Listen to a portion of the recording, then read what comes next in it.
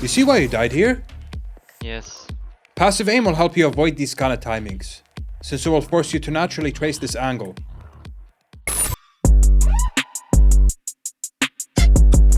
Hello guys, Coach Prince here with Oblivity, and in this clip I'll go in depth on an aiming method called passive aiming. So if you enjoy this video and find it beneficial, please subscribe and leave us a like, as it will help us bring you more content like this in the future. Thank you for watching. So what is passive aiming? Passive aiming is considered by many players as the most consistent way of aiming in Valorant, as it allows players to pre-aim at angles and locations where enemies are likely to appear.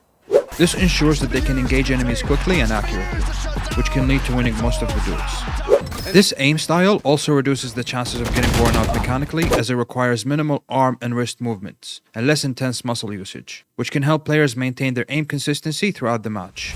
Furthermore, passive aiming can also be an effective way to beat raw aimers who rely heavily on their aim skills, as it allows players to gain an advantage by predicting and pre-aiming at angles where enemies are likely to appear, instead of relying solely on their raw aim skills.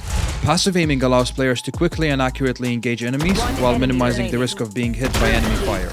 It also improves the chances of getting the first shot off, which can be crucial in winning engagements. To use passive aiming effectively, players need to be aware of their surroundings, be familiar with the maps, and have good aim control.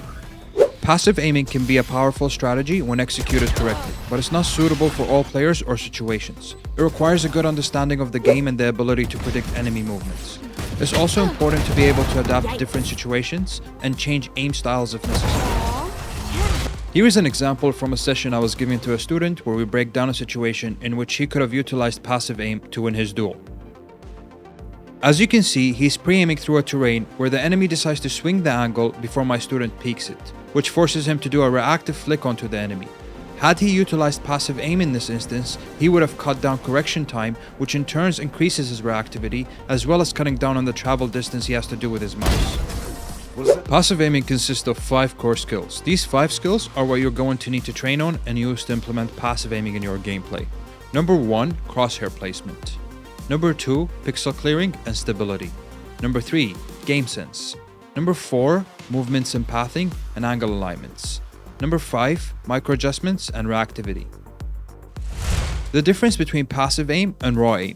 Passive aim is calm, calculated aiming. The most you'll need to do when passive aiming is micro adjust. This increases the chances of winning the duels tremendously.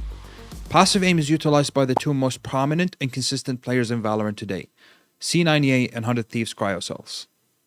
Here is a clip of C98 utilizing his passive aim to get this ace. Keep in mind, Ye is playing the finals here versus T1 Pro players.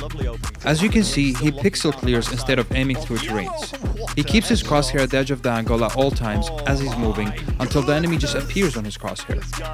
Raw aiming is raw mouse control, flick reliant aiming method. You pay more attention to reactivity and motor skill when you're raw aiming. This method is extremely hard to master.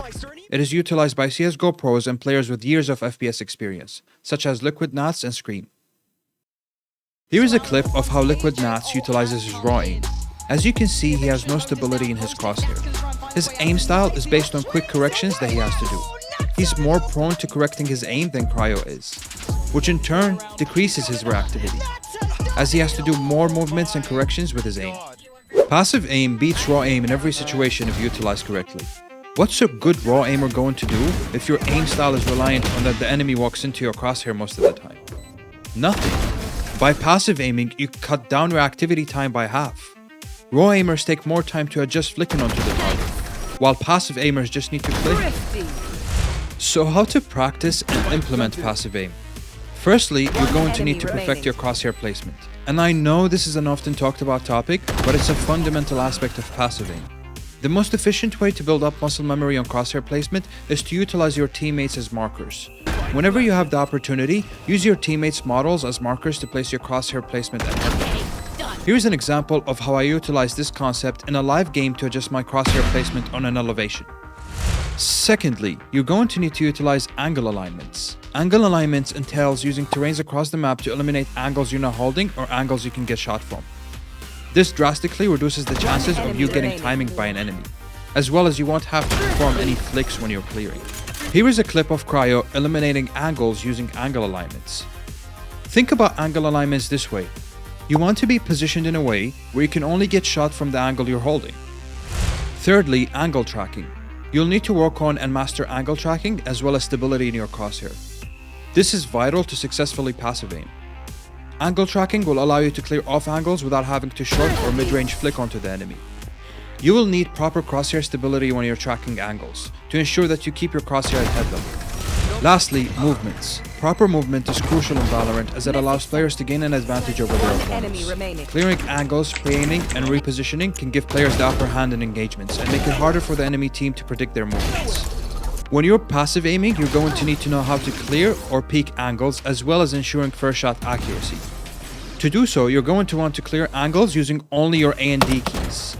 This offers you more momentum when you're peeking an angle, as well as it puts you in a peeker's advantage situation as it catches the enemy off guard. To ensure high first shot accuracy, you're going to need to work on your timing, stopping in that perfect time window to take your shot. This can be simply done through training in the range. Just make sure to avoid any stray bullets when you're practicing this concept. The two main aiming skills when it comes to passive aiming is micro adjustments and reactivity.